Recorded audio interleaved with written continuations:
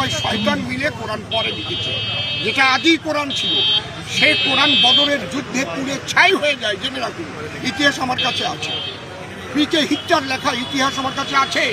এবং তারপরে 27 জনের শয়তানের দল মিলে এই কোরআন লিখেছে।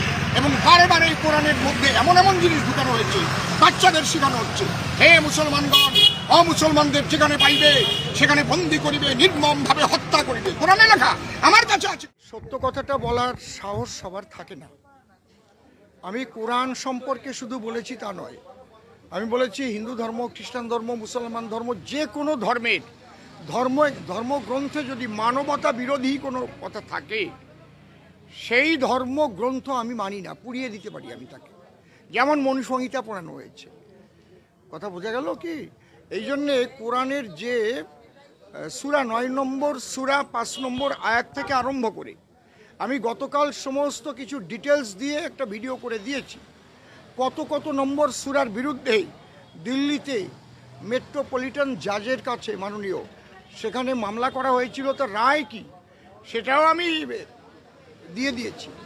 এইবার একটা ধর্মান্ধ মানুষ যারা, এটা প্রত্যেকটা ধর্মের মধ্যে আছে ধর্মান্ধ যারা, এই জন্যে ধর্ম ভালো করে না বুঝলে একটু শিক্ষিত হওয়া দরকার। তাই বাবা গুরুচাঁদ ঠাকুর বলেছেন, যদিও তোরা করিস ভিক্ষা, ছেলে মেয়ে দিস শিক্ষা, শিক্ষা সংহতি সংগ্রাম চেতনা, দলিতের মুক্তি দেয় এই 3 বিনা। অশিক্ষিত মানুষ যত বেশি ধার্মিক হবে, ধর্মপ্রচারে যাবে, তত সমাজের ক্ষতি হবে। তারা ধর্মান্ধ। তাহলে ধর্মের সঙ্গে বিজ্ঞানের কিন্তু একটা লিঙ্ক আছে। বিজ্ঞান ভিত্তিক ধর্মটা আমরা যেন বুঝতে শিখি। আমরা শুধু ভাবের গড্ডালিকায় চলবো, যা বলেছে তাই আমাকে মানতে হবে। আগে দেখতে হবে সেটা মানুষের কল্যাণকর, মানুষের হিতকর, না মানুষের ক্ষতিকর। সমগ্র পৃথিবীর সমস্ত মানুষের কল্যাণমূলক কথা যে ধর্মগ্রন্থের মধ্যে নাই, আমি যে ধর্মের গ্রন্থ আমি তা মানি না। যেমন গীতা এমন একটা ধর্মগ্রন্থ যেটা সর্বকালের বর্তমান সমস্ত বিশ্বের সমস্ত মানুষের গীতা পাঠ করা উচিত।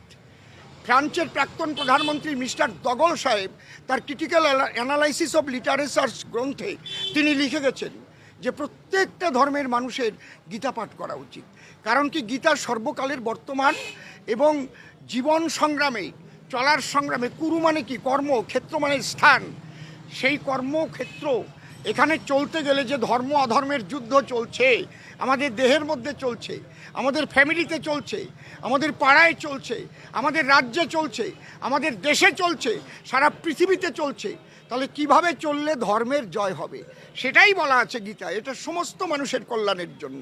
শুধু হে মুসলমানগণ, হে মুসলমানগণ, এ তো মুসলমান ছাড়া আল্লাহর, যদি আল্লাহর সব সৃষ্টি হয় তাহলে হিন্দুরা আল্লাহর সৃষ্টি না, খ্রিস্টানরা আল্লাহর সৃষ্টি না। তুমি বলবে স্রষ্টা হচ্ছে এই অনন্ত বিশ্বের স্রষ্টা আল্লাহ তাআলা, তাহলে আল্লাহ তাআলা আমাকে সৃষ্টি করেনি।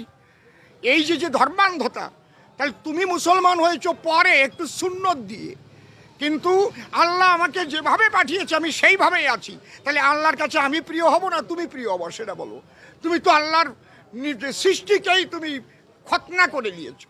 আল্লাহ ভালো দুটো চোখ দিল, একটা চোখ কানা করে দিলাম, যা আমার ভাল লাগছে না, একটা চোখ কানা করে। এটা কি ধরনের হয়?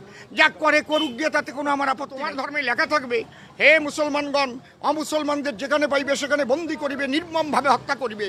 আর আমি হিন্দু হয়ে সেটা বলতে পারবো না। আমি বলেও যদি মরেও যাই তবু আমি অমরই থাকবো, এটা জেনে রাখবেন।